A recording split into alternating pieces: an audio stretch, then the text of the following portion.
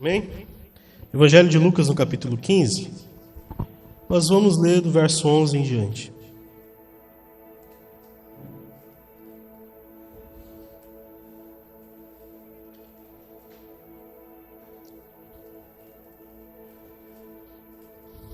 Amém? Todo mundo achou? Graças a Deus. Então leia comigo, irmãos. Texto bem conhecido. A palavra do nosso Deus diz assim: Jesus continuou, dizendo: certo homem tinha 2 filhos. O mais moço deles disse ao pai: Pai, quero que o Senhor me dê a parte dos bens que me cabe. E o pai repartiu os bens entre eles.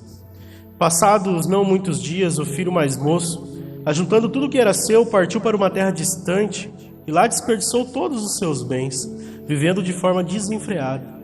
Depois de ter consumido tudo, sobreveio àquele país uma grande fome, e ele começou a passar necessidade. Então foi pedir trabalho a um dos cidadãos daquela terra, e este o mandou para os seus campos a fim de cuidar dos porcos. Ali ele desejava alimentar-se das comidas que davam aos porcos, mas ninguém lhe dava nada. Então, caindo em si, disse: quantos trabalhadores de meu pai têm pão com fartura, e eu aqui estou morrendo de fome. Vou me arrumar, voltar para o meu pai e lhe dizer: Pai, eu pequei contra Deus e diante do Senhor. Já não sou digno de ser chamado seu filho. Trate-me como um dos seus trabalhadores. E ele, arrumando-se, foi para o seu pai. Vinha ele ainda longe, quando seu pai o avistou, e compadecido dele, correndo, o abraçou e o beijou. E o filho lhe disse: Pai, eu pequei contra Deus e diante do Senhor. Já não sou digno de ser chamado seu filho. O pai, porém, disse aos seus servos: Tragam depressa a melhor roupa e vistam nele. Ponham um anel no dedo e sandália nos pés. Tragam e matem um bezerro bem gordo. Vamos comer e festejar, porque esse meu filho estava morto e reviveu. Estava perdido e foi achado. E começaram a festejar. Bem, feche seus olhos. Pai, eis aqui a tua palavra, Jesus. Nos abençoa com ela nessa noite.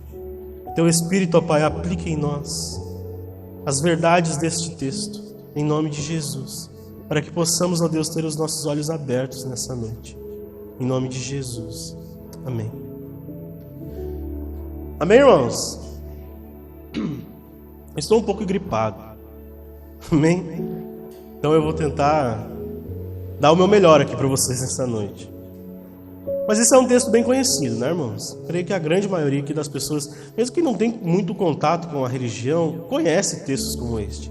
Aqui nós temos no capítulo 15, na verdade, 3 parábolas, essa é a última, em que o Senhor Jesus ilustra o relacionamento do homem com Deus.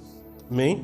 O Senhor Jesus ilustra aqui nessas 3 parábolas, especialmente nessa daqui, a necessidade de arrependimento, a necessidade de reconhecer que aqueles que saem da casa do Pai, aqueles que se distanciam de Deus, são aqueles que sofrem e terminam a sua vida na ruína, até o momento em que, nem todos, é claro, chegam ao arrependimento e caem em si e voltam para o lugar de onde nunca deveriam ter saído. A história de todos os homens está nessa parábola, irmãos. Amém? A história de toda a humanidade, a minha e a sua história está aqui, nessa ilustração que o Senhor Jesus conta. Quer reconheçamos, quer não, irmãos, todos nós somos o filho perdido.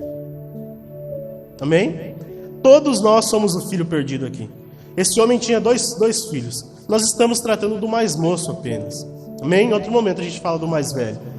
Mas todos nós, em algum momento da sua vida, já foi o filho perdido ou ainda é. Ainda está distante de Deus e precisa retornar para a casa do Pai.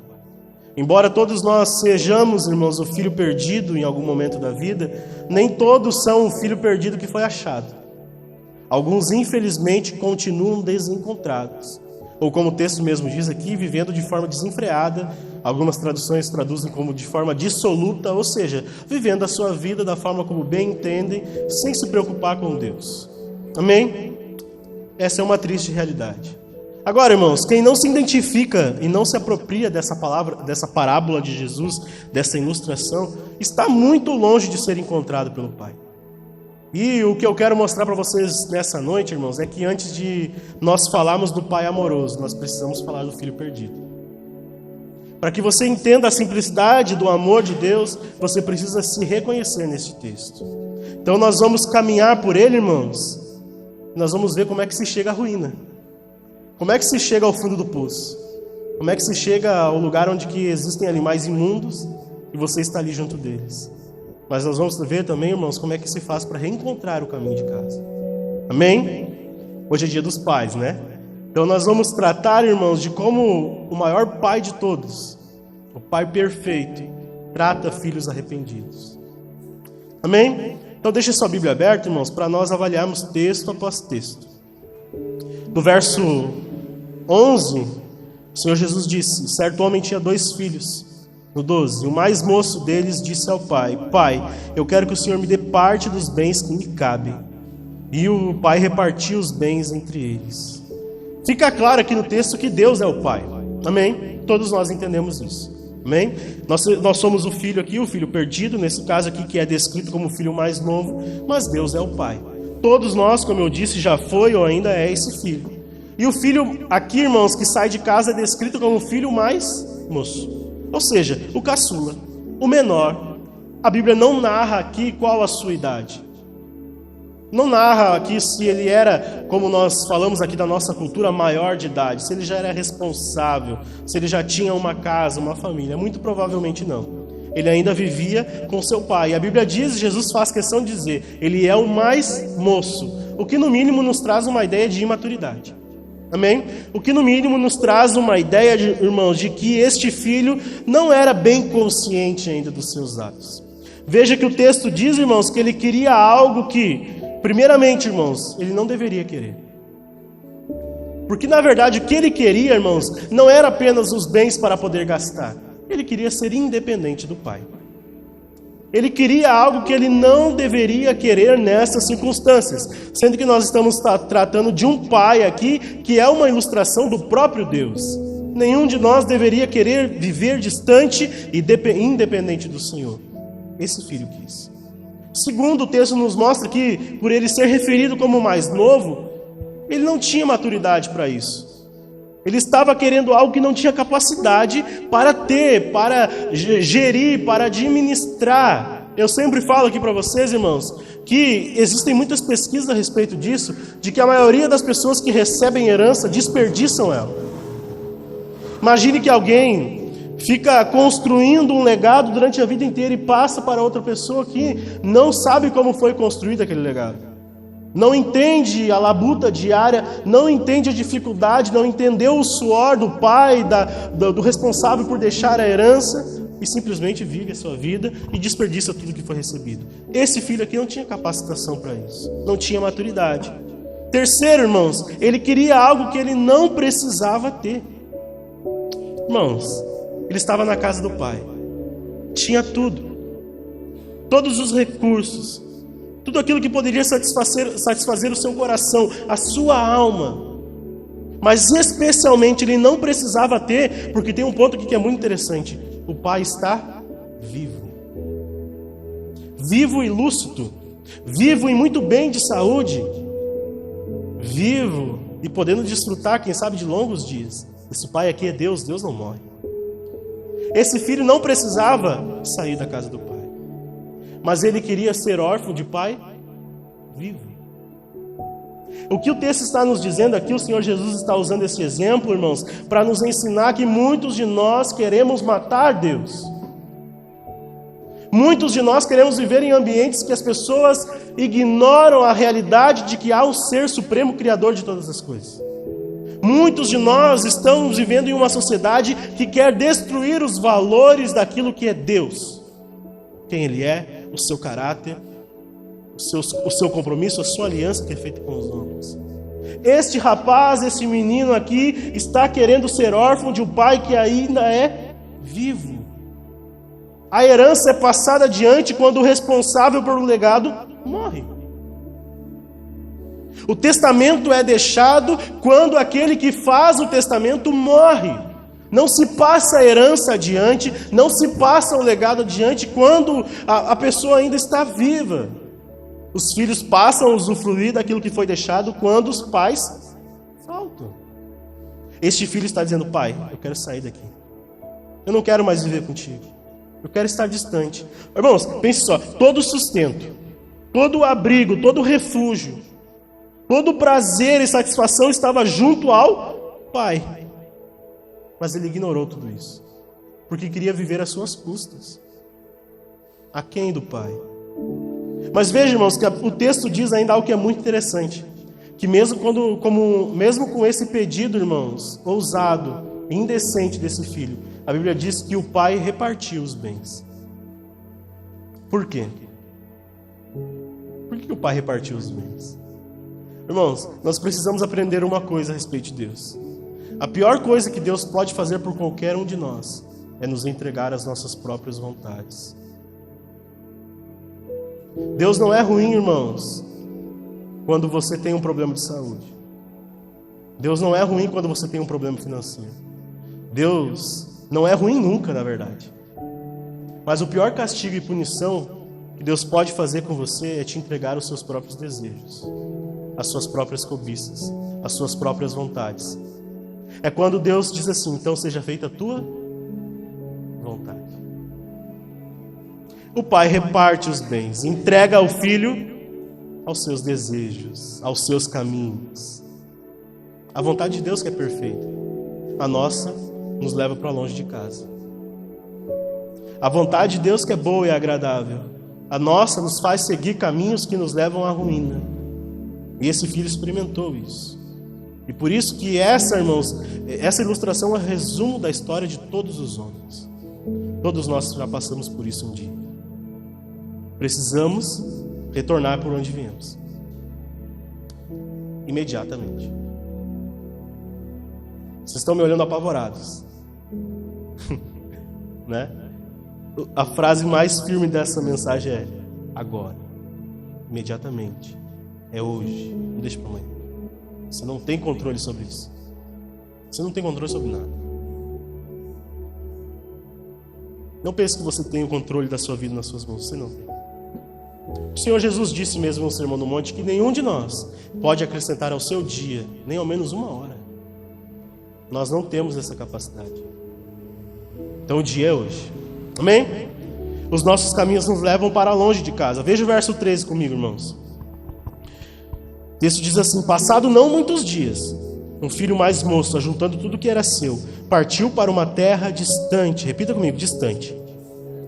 E lá ele desperdiçou todos os seus bens, vivendo de forma desenfreada. Passado não muitos dias. Irmãos, talvez ao avaliar esse texto aqui você possa pensar assim: esse não era o momento. Se ele tivesse esperado um pouquinho mais, se ele tivesse esperado crescer um pouco mais, a ocasião certa, se ele tivesse esperado o momento da maturidade, talvez se ele tivesse se preparado, então, para poder gerir os seus bens, para ir então pedir ao pai para sair de casa e receber a sua herança, com mais maturidade, com mais capacitação de ser bem-sucedido. Mas a metáfora por trás dessa ilustração de Jesus, irmãos, não é de que o filho saiu na hora errada. O texto não está dizendo que ele saiu na hora errada. O texto está querendo nos ensinar que ele nunca deveria ter saído. Nós não estamos tratando aqui, irmãos, de uma ideia de alguém que está saindo de casa para constituir uma outra família. É uma família, mas é a família de Deus aqui. Não é como um filho que deixa a casa do seu pai e de sua mãe e constrói um novo lar com uma esposa e com filhos. Não é o caso aqui. A ilustração de Jesus ele não saiu, não é que ele saiu na hora errada, é que ele nunca deveria ter saído. Nós nunca deveríamos ter saído do jardim do Éden. Esse era o plano, esse era o propósito. Viver com Deus em absoluta perfeição, construir e edificar e multiplicar dentro da casa do Pai. Nunca deveríamos ter saído, nem mesmo, irmão, se tivéssemos com vontade. Se esse filho mesmo com muita vontade de sair de casa, sabe o que ele deveria ter feito? Eu vou reprimir os meus desejos, eu vou reprimir a minha vontade, eu vou renunciar o meu eu e vou ficar aonde eu tenho que ficar. Aqui é o melhor lugar. mas ele queria sair. A Bíblia diz então, irmãos, que ele parte para uma terra distante, como quem diz, eu quero distância do meu pai. Hoje, na nossa cultura e nos nossos dias, diriam assim, ele estava muito traumatizado com o lar. Quem sabe o pai era muito tóxico. Quem sabe o pai era opressor. Era um pai raiz, né? Como se diz hoje em dia. Quem sabe aquele pai bruto, quem sabe? A gente sabe que não é essa a realidade aqui, irmãos. O pai é Deus, mas ele queria distância. Ele diz, pai, eu quero ir para longe do Senhor. E a Bíblia diz então que ele sai, irmãos, e desperdiça uma herança que, como eu disse antes para vocês, não foi ele quem construiu. Ele coloca tudo fora simplesmente porque decidiu viver do seu jeito. Ele não tinha aprendido a ganhar aquilo. Ele não tinha aprendido a ser dependente. Tudo que ele tinha foi construído por outro, por alguém que ele rejeitou. E a Bíblia diz então que ele desperdiça tudo. Meu irmão, por que essa é a história da humanidade? Porque nós somos assim. Nós somos como esse filho todas as vezes que julgamos que os nossos caminhos são melhores do que os caminhos de Deus. Nós somos como este filho, irmãos, toda vez que pensamos que tudo o que temos veio pelo nosso próprio esforço. Veio pela dedicação, pelo suor do meu rosto. Deus não tem nada a ver com isso. Aí o Senhor Jesus discorda de você. Ele diz, o homem não recebe nada sem que do céu tenha vindo. Todas as vezes que nós pensamos que é possível se dar bem distante de Deus, nós caímos. Nós vamos à ruína e desperdiçamos tudo aquilo que temos. É o que esse filho experimenta. Veja o verso 14 comigo, irmãos. Depois de ter consumido tudo, sobreveio àquele país uma grande fome, e ele começa a passar necessidade. Agora ele está a ver navios, irmãos. Ele vai para uma terra distante, ele começa a desperdiçar e a consumir tudo, até que vem a crise. E aí ele não está preparado para isso. Aí ele não está, irmãos, capacitado para viver dessa forma. E ele começa a se afastar ainda mais. Veja, irmãos, quem se afasta de Deus nunca sai para um lugar melhor. Você pode ter certeza. Conheço vários, infelizmente. Quem se afasta da casa do Pai nunca vai para um lugar melhor. Nunca. Ah, mas se deu bem. Não se deu. Ilusão. Ilusão. É tudo ilusão. Quem se afasta de Deus, irmãos, nunca sai para um lugar melhor. Seja lá qual tenha sido o motivo que você saiu de casa um dia. Quem sabe, irmãos, você ainda está longe. Quem sabe você ainda não voltou. Mas quem sabe você diga assim, mas eu nunca estive em Deus um dia, porque eu nunca fui a uma igreja. Sim, você já esteve em Deus um dia, mesmo sem nunca ter ido em uma igreja. Sabe por quê? Você é imagem e semelhança do Senhor. Você é feitura do Criador, gerado no Criador, desde a eternidade. Você já esteve em Deus um dia, mas se afastou, saiu, ou não criou por hábito, por costume, desde sempre, ir a uma igreja ou ter uma religião. Você já esteve em Deus um dia. Aliás, estar na igreja não significa muita coisa. É bem possível estar na igreja, irmãos, com medo de Deus. Ah, se eu não for, Deus vai ficar bravo comigo. Então eu vou, né? Porque tem que manter em dia o meu status. Deus quer que você esteja aqui por amor. Deus quer que você esteja com Ele por amor. Não saia da minha casa, porque eu te amo, me ame também. Você já esteve em Deus um dia, mas quem sabe Deus te decepcionou, né? Muitas pessoas dizem isso. Quem sabe Deus te disse não. Ou quem sabe alguma igreja por aí, ou algum crente pecador te entristeceu. Então você se afastou. Ou quem sabe Deus é aquele que te tirou alguém importante. Quem sabe Deus é aquele que te deixou sofrer sem fazer nada para impedir. Quem sabe, seja qualquer outro motivo, mas eu te digo uma coisa. Distante do Pai, irmãos, a realidade é do verso 14. Fome e necessidade. Pense, irmãos, esse filho está saindo de Jerusalém para Jericó. Da bênção para a maldição. Lá ele tinha tudo, aqui ele não tem nada. Então, o verso 14, já não muito tempo depois, fome e necessidade, porque elas vêm. O dia mau vem, o dia da tristeza vem, o dia da dor vem, o dia da angústia vem, o dia do medo vem, o dia da crise vem e virá. Sempre, todos os dias, enquanto nós estivermos nessa realidade. A diferença é se você está junto do Pai ou não. A diferença é se você tem uma perspectiva para além deste mundo. Porque se a sua realidade for apenas a terrena, meu irmão, você está perdido. Este mundo vai de mal a pior. Não tem estabilidade nenhuma aqui. Não tem sucesso nenhum aqui. Tudo que tem neste mundo é por aqui e agora. Nada está se conservando para a eternidade. Como é que está a sua vida? Agora, se você está em Deus, a crise vem e você olha para o futuro. O meu Redentor vive. Ele há de se levantar sobre a terra. Eis a diferença. Agora, irmãos, pense, qual que era a insatisfação desse filho que fez sair ele de casa? Fez ele sair de casa. Quais eram os motivos? Nós não sabemos, irmãos. Sabemos apenas que ele julgou que o pai era inferior aos seus desejos e às suas cobiças. Então ele se foi. Se foi. Amém? Mas talvez você pense assim, irmãos. Vamos saber se o pai não era o culpado. Né? Como eu disse, como saber se o pai não era tóxico?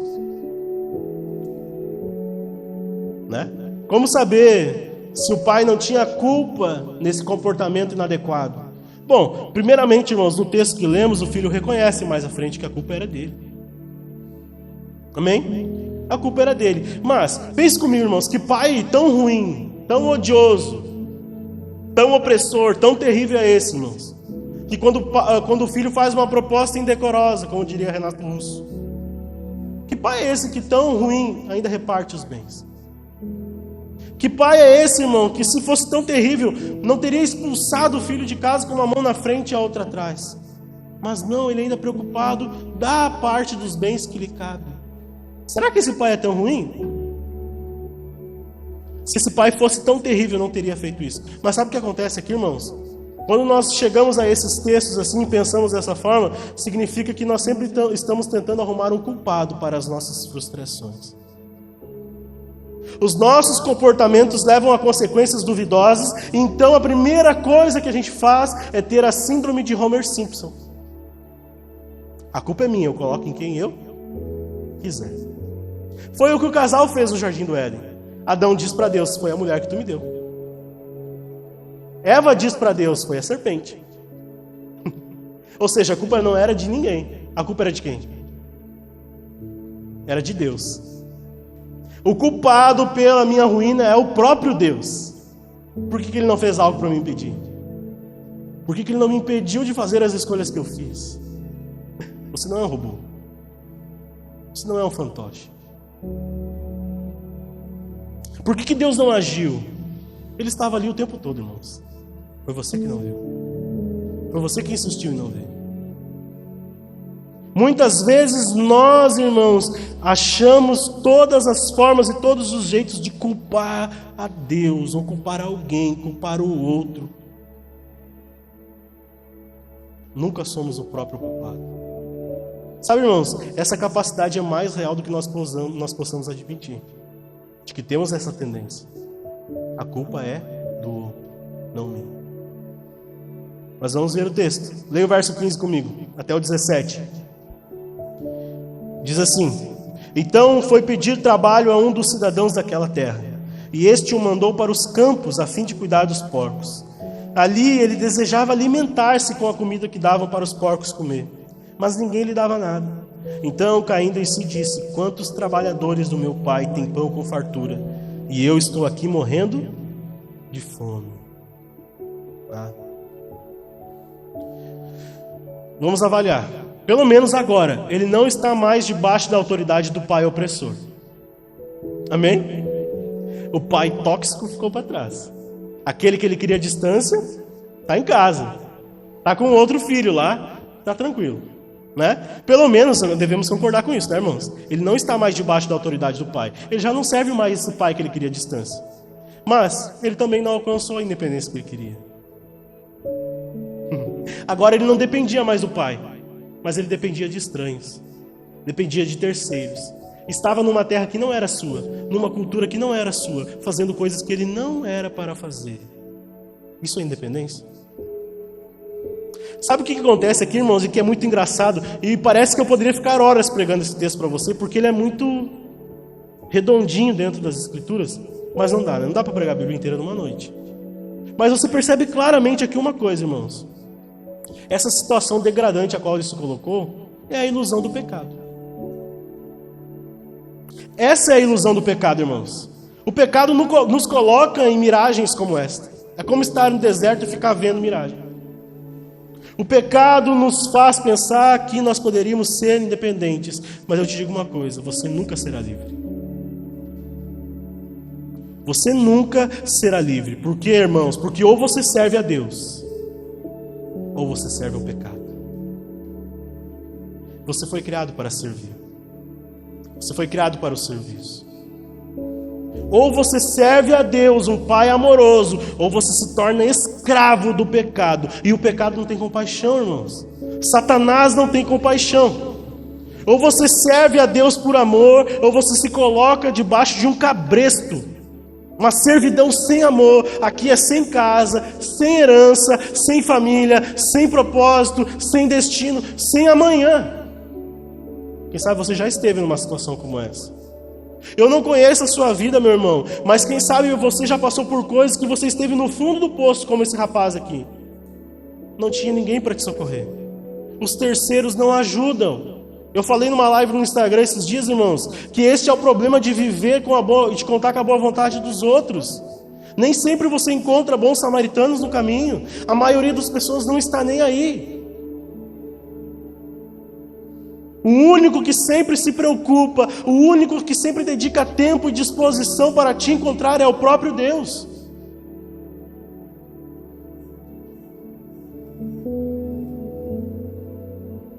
Qualquer pessoa pode te abandonar, até mesmo a sua mãe. Isaías diz isso. Pode uma mãe se esquecer do seu filho, mas ele diz, o Senhor não se esquece. Ou seja, o maior tipo de amor sacrificial do mundo pode esquecer. Pode deixar, pode abandonar, mas o Senhor.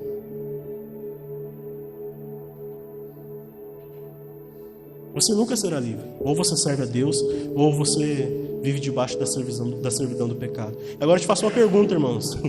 Como diria o cancioneiro, vale a pena seguir os rumos do seu próprio coração? Vale a pena? Ele canta, né? Não me pergunte onde fica o alegrete. Segue o rumo do seu próprio coração. Mas tem um problema. O coração do homem é enganoso. Armas ciladas. Cria ilusões como esta. Vale a pena seguir o rumo do próprio coração, irmãos? O verso 16 nos mostra, irmãos, que ele está ali no meio aos porcos e começa a desejar aquela comida. E, meu irmão, eu gostaria de ter mais tempo de falar sobre isso. Mas aqui ele já perdeu completamente a dignidade. Imagina você estar em meio aos porcos e desejar a comida dos porcos, irmãos. Ele perde a dignidade, ele perde o senso de prazer, irmãos. Ele tinha comida boa na casa do pai.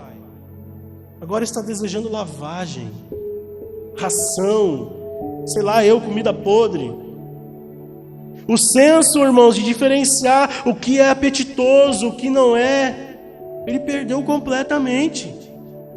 Esses são os efeitos do pecado. O distanciamento para com Deus afeta a razão e as vontades, meu irmão. É por isso que as pessoas rolam na lama quando dão vazão aos seus desejos. Quando você não consegue controlar os seus impulsos, você pode ser a pior pessoa deste mundo. É por isso que você olha nos jornais e vê pessoas fazendo coisas terríveis, irmãos. E você se pergunta como foi capaz? Dar vazão ao pecado representa esta ruína moral. A dignidade vai embora e ele começa a desejar coisas, irmãos, que ele não deveria querer. Então o pecado começa a reduzir, irmãos, o nosso senso de beleza. O que é belo, o que é bom. O senso de estética que vai por terra, irmãos. Tudo entra numa ruína. Esse rapaz aqui, irmãos, ele está tão afetado pelo seu pecado, irmãos, que a sua vida passa a ser imoral. É indecente essa conduta aqui.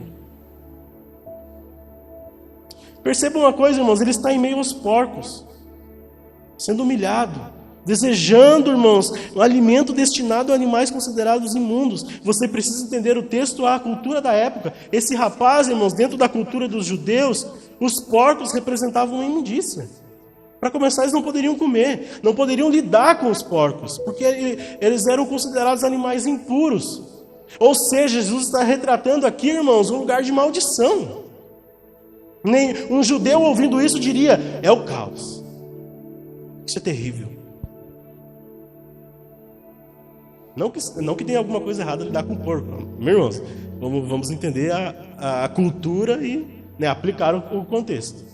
Mas para eles era, culturalmente para eles era. Assim como os hindus não comem vacas, eles consideram sagradas. Está entendendo? Isso aqui é uma descrição de maldição, irmãos.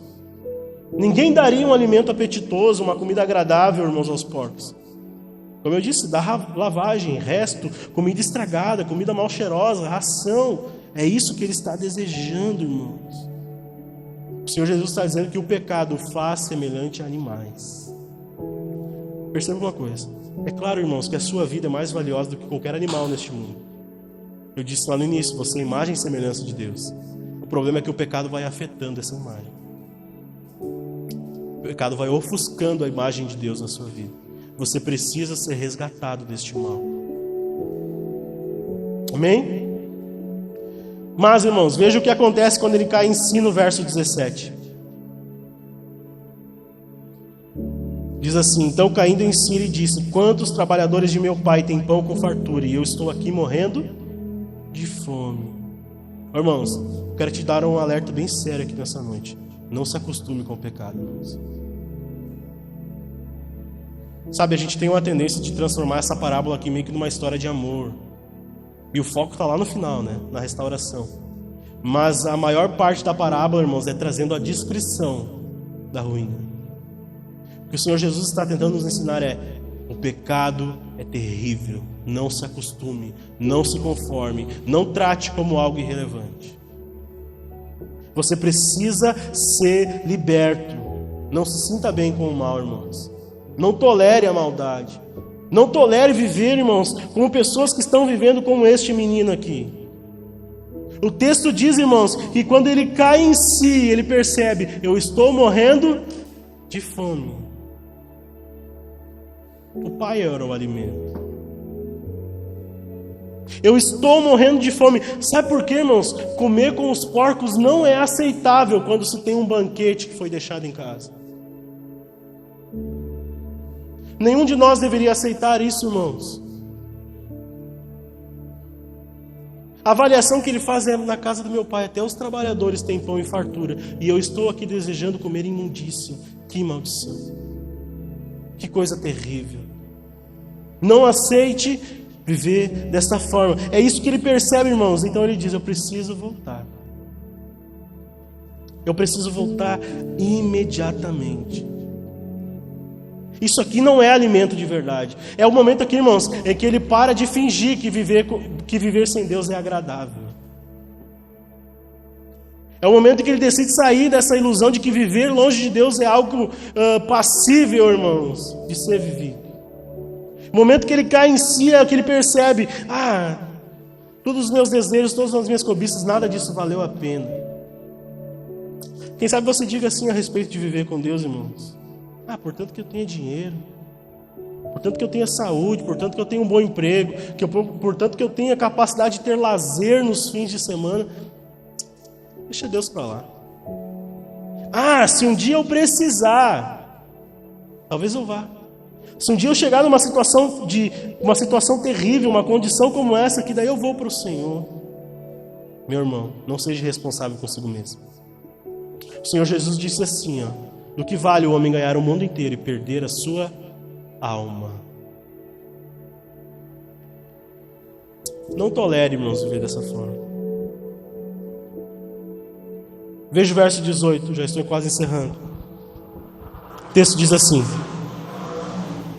eu vou me arrumar e voltar para a casa do pai e lhe dizer: Pai, pequei contra Deus e diante do Senhor. Já não sou digno de ser chamado seu filho. trate-me como um dos seus trabalhadores. E arrumando-se, foi para o pai. Amém? A jornada da volta aqui, então, irmãos, no momento que ele cai em si e decide voltar, começa com: eu vou me arrumar. Amém? Eu vou me arrumar. Repita comigo: eu vou me arrumar. Irmãos, essa é uma frase importantíssima, que ela não pode ser tirada desse contexto aqui, porque ela traz uma ideia que é necessária. Para voltar a Deus precisa de reconstrução. Mas não é algo que se consegue sozinho, irmãos. Esse menino diz: eu vou me arrumar. Mas mais para frente no texto a Bíblia diz que quando ele chega diante do pai, o pai manda ele trazer roupa, anel e sandália. Porque você não consegue se arrumar sozinho. Não tem como se reconstruir sozinho, meu irmão. Mesmo com a boa vontade desse rapaz, quando ele chega no fundo do poço, ele diz: eu vou me arrumar, eu vou me vestir e voltar de onde eu nunca deveria ter saído. Mesmo assim, quando ele chega, Deus o recebe, mas o arruma. Deus o recebe e o conserta, porque é necessário passar pelas mãos do oleiro. É necessário ser como um vaso quebrado na mão do oleiro. A diferença é se você quer passar por isso ou não, irmãos. Mas o mais importante aqui, irmãos, é que ele reconhece: o pecado me causou indignidade. Ele pensa: eu vou chegar diante do pai e dizer: pai, eu já não sou digno de ser chamado seu filho. Nós estamos tratando aqui de um pai amoroso e um filho perdido. Amém? Ele reconhece: eu não sou digno. Ele está querendo dizer: eu me desfiliei. Eu me tornei órfão de pai vivo. Eu me coloquei nessa situação. Então ele pensa: vou chegar para o pai e dizer: pai, me trata como eu estava sendo tratado quando cheguei no fundo do poço. Pensa, irmãos, ele não tem a ousadia de querer um lugar melhor de novo. Ele diz: pai, eu reconheço essa situação em que me coloquei, não me dá o direito de querer aquilo que eu tinha antes. Me dá as condições que eu tenho de viver. Me trata segundo a sua vontade. Ele pede por uma posição que aqui é inferior, irmãos, mas que se assemelha à condição que ele estava naquele momento. Irmãos, de certa forma que esse é o entendimento esperado de quem quer se chegar a Deus. Quem coloca o seu nariz empinado e diz: agora eu vou voltar, ele tem que me receber. Meu irmão, não encontrou arrependimento. Não encontrou um arrependimento sincero. Não chegou ao reconhecimento da condição em que estava. Esse é um coração ainda duro, irmãos. O arrependimento sincero, ele te leva ao reconhecimento de onde você parou, de onde você caiu, as escolhas que você fez.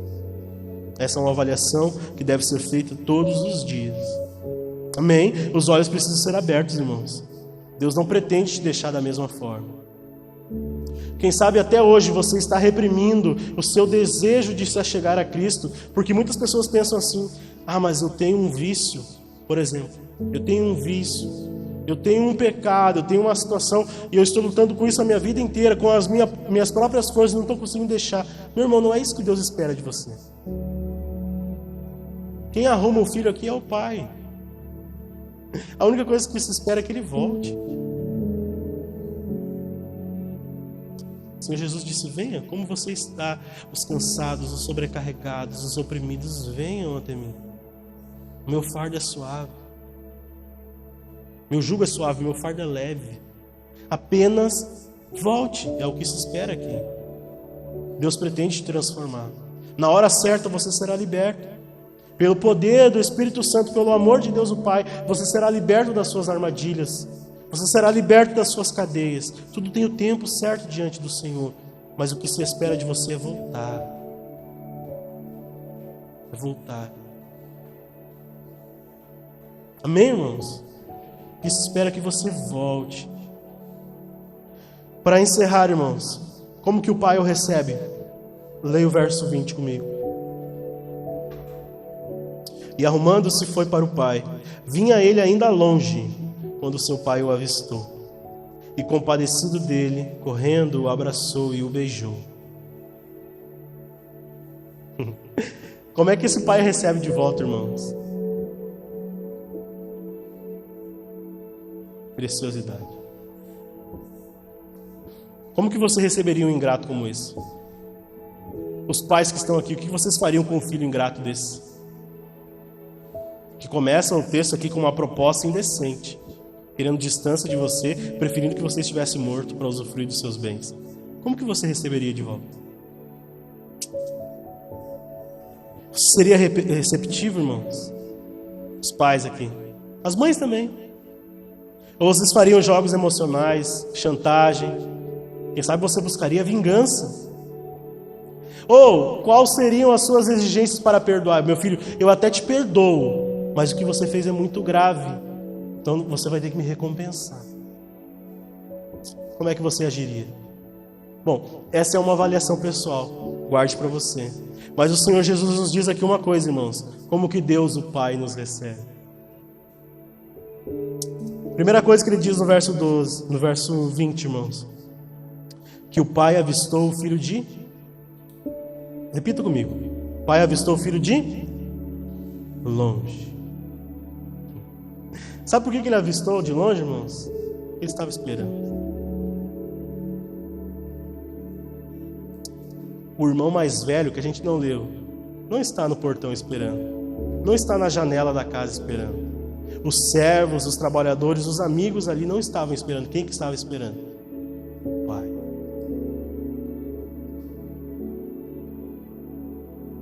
O Pai. O Pai que está no céu.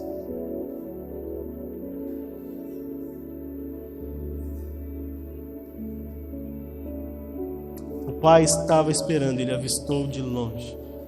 O texto diz, irmãos, que ele não só avista, ele se compadece. Você acha, sinceramente, você acha que os seus pecados são superiores à graça de Deus?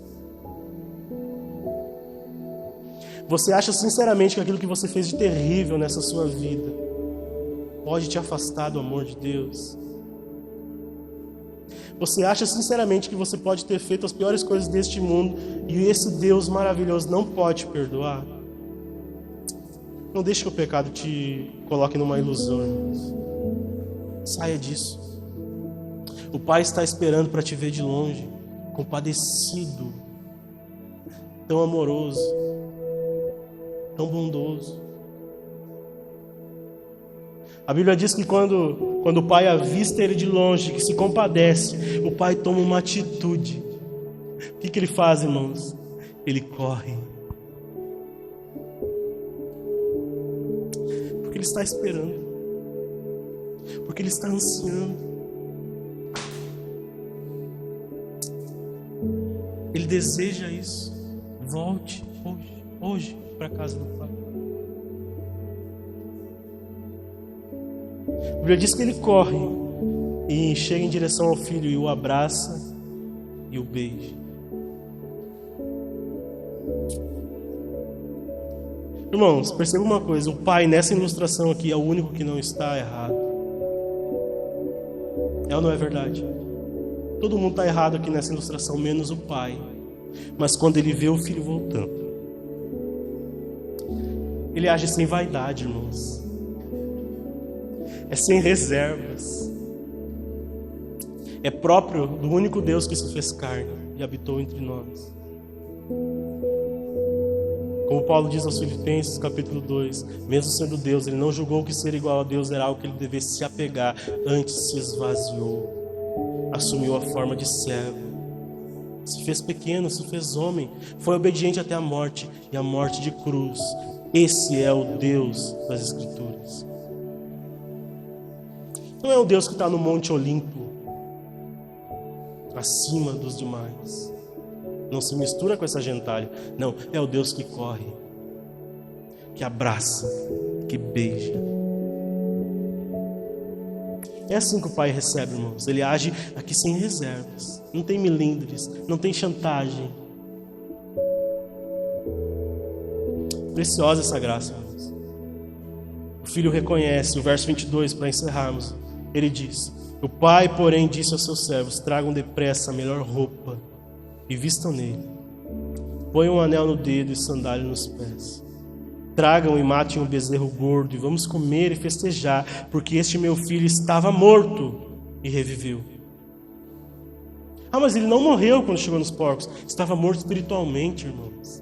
É disso que se trata. Não é morte física, é morte espiritual.